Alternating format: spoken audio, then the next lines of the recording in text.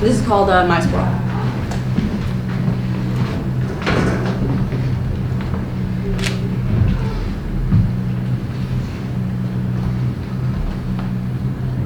I'd like to imagine that I'm a good person. I spend a lot of time worrying about whether or not I'm a good person.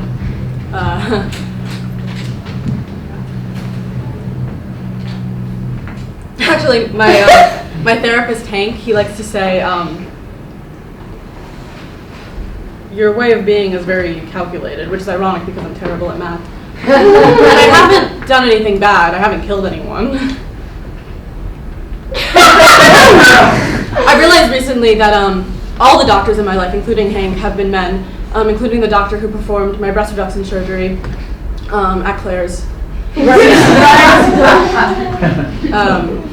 But now I can say my tits are man-made.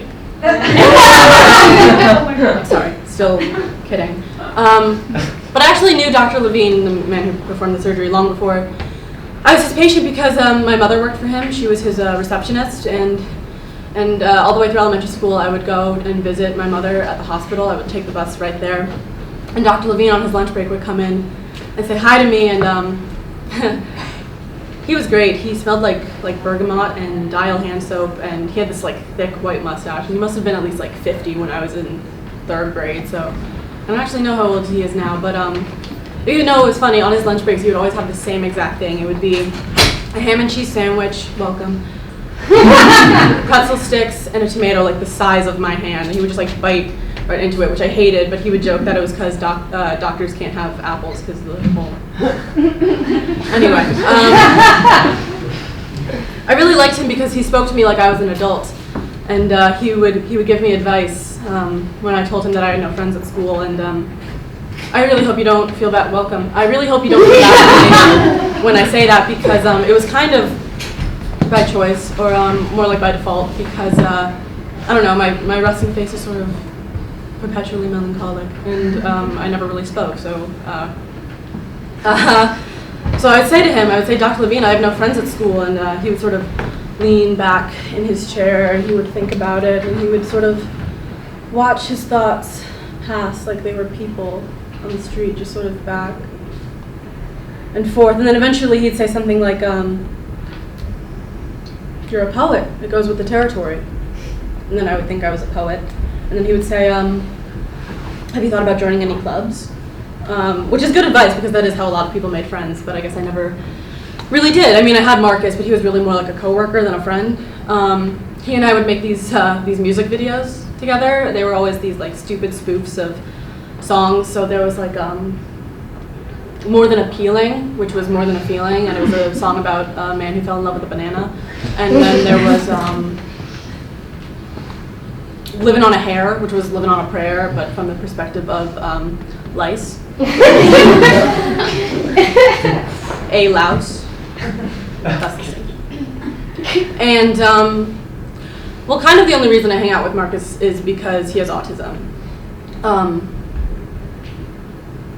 I say kind of, but it is the real reason. I guess I just thought a good person wouldn't say that.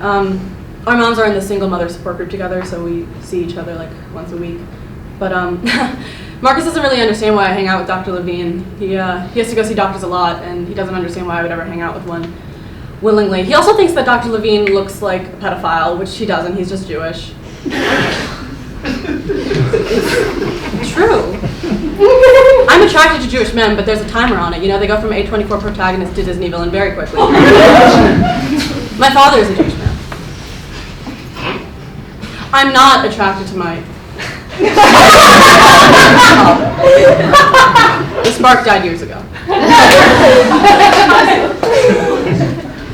What was I talking about?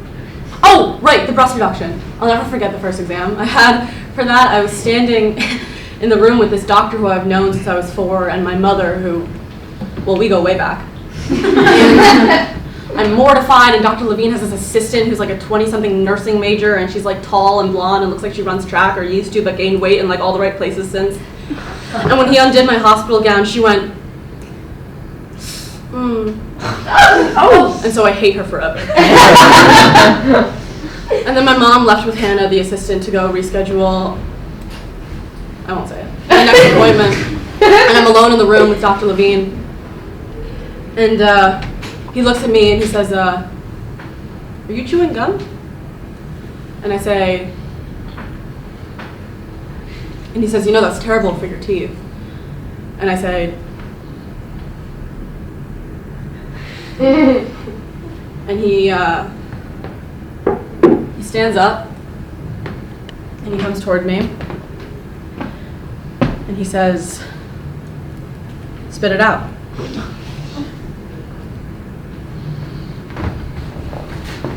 And so I kind of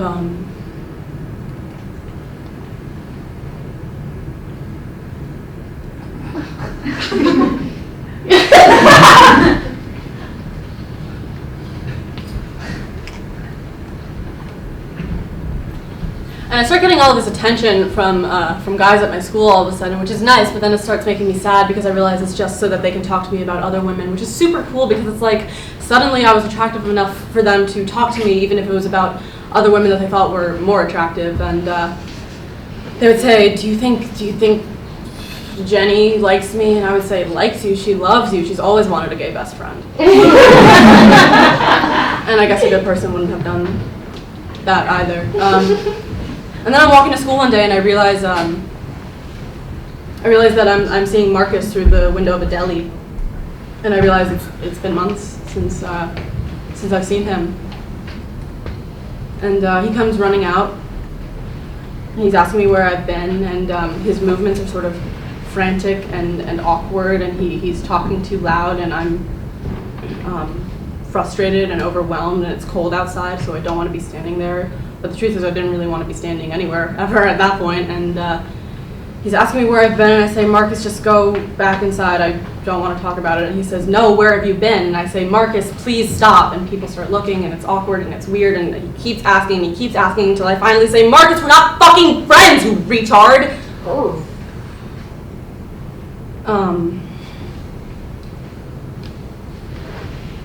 And it was really cold outside, like I said, so I could see my breath. And I could see the words escaping my mouth, and I moved my hand just like a little bit, as if I was going to be able to like reach out and grab them before they got to him, but they did. And he turned around and he left then. And I haven't seen him since. So this is for him.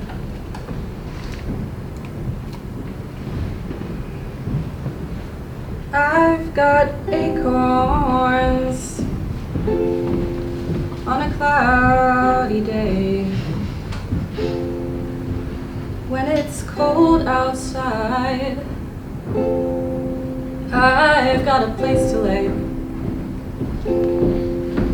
Well, I guess you'd say, what can make me feel this way?